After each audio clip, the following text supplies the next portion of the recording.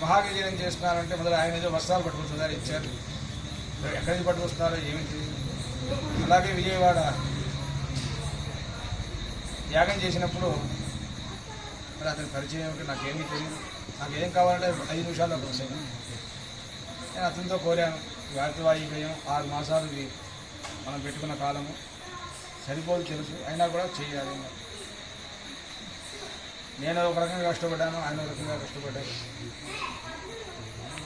ఆప్తులు బంధువులు అందరూ చాలామంది ఉన్నారు. నా చేత సహాయం పొందేవాడు, నేను సహాయం చేసినవాడు అందరూ ఉన్నారు. ఎవరు ఈయన కూడా దరిదాపులు కూడా రాలేదు నా దగ్గరికి. వాళ్ళని ఆ భగవంతుడు చక్కగా చూడాలి. నేను వాళ్ళని ఏం అనుదలుచుకోలేదు, ఏం చేయలేదు.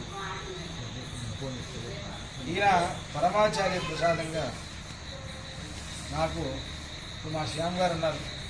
మీకు తమ్ముడు ఉంటే ఎట్లా ఉండేదో ఇప్పుడు తెలిసిందండి. నాకు పొద్దున్న చూస్తున్నాను ఆయన నేను ప్రభాకర్ రెడ్డి గారిని ఇలా ఉంటారా అని నాకు అనిపిస్తుంది.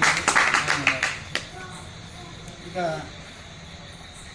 ఈ ప్రభుత్వంలో రేపు మధ్యాహ్నం వస్తున్న దక్షిణాకాలం చెప్పడం మన ప్రధానమైన శుభాయాగంలో ఉన్నాయి. ఇందులో దక్షిణాకాలం అలా ఆయుధావం రథారోహణ ఇత్యాదులు ఉన్నాయి.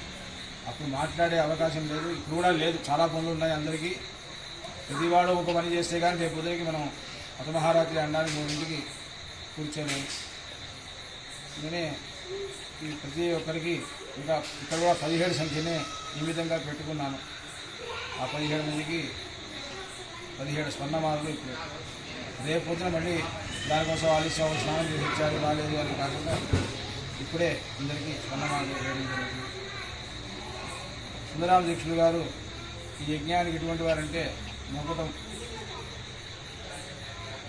వారి మొత్తం ఈ యజ్ఞానికి కాదు, శ్రౌతం అనే వేద శ్రౌతములు ఇత్యాది కర్మలు అన్నిటికీ ఆయన మొక్కటం వారు.